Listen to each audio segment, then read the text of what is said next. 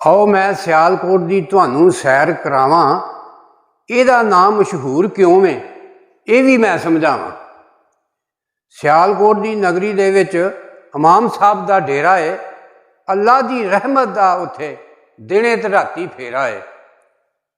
सोहना गुंबद आके चुमन एदियां मस्त हवावां, इहदा नाम मशहूर क्यों है ये भी मैं समझावां।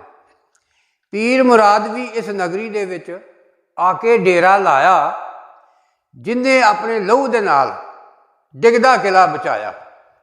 होर भी बड़े बजुर्ग ने इत्थे, गिण गिण की समझावां।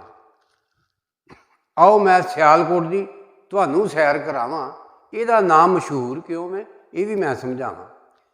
शायरे मशरक भी इस नगरी की अखियां दा तारा, जिस दे ख्वाबां की तबीर है पाकिस्तान प्यारा। विच स्कूलों ये पढ़न दुआवां, इहदा नाम मशहूर क्यों है ये भी मैं समझावां। ज़हीर बास ते शेख शहनाज जे जम्मे इत्थे खिलाड़ी, फैज़ अहमद फैज़ ते असगर सुदाई भी इत्थे होए लखारी। इहो जे पुत जम्मण वालियां रहन सलामत मावां, इहदा नाम मशहूर क्यों है ये भी मैं समझावां। सर्जिकल ते खेडां दा इत्थे बनदा है समान, इसे लई ते जग विच इहदी है पछाण। रहे सलामत शहर है मेरा, बाबा मंगे नित दुआवां। आओ मैं सियालकोट की तुहानू सैर करावां, इहदा नाम मशहूर क्यों है ये भी मैं समझावां। नाला ऐग ते पलखू यारो इहदे कोलों लंघदे, मेहनत कश मजदूर ते किसान इहदियां खैरां मंगदे। हर कोई हर एक नूं इत्थे कम पिया लभे, हर एक नूं इत्थे कम पिया लभे, हर एक नूं इत्थे कम पिया लभे, रब दियां खास अतावां।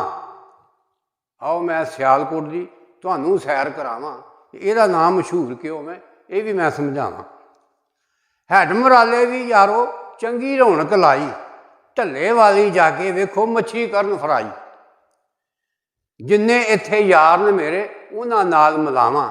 आओ मैं सियालकोट की तुहानू सैर करावां, इहदा नाम मशहूर क्यों है ये भी मैं समझावां। एयरपोर्ट बनाया यारो जाने कुल खुदाई,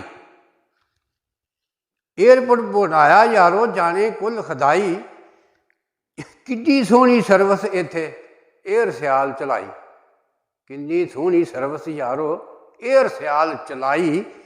आजो जिन्हें जाना होवे उन्होंने सैर करावां, इहदा नाम मशहूर क्यों है ये भी मैं समझावां।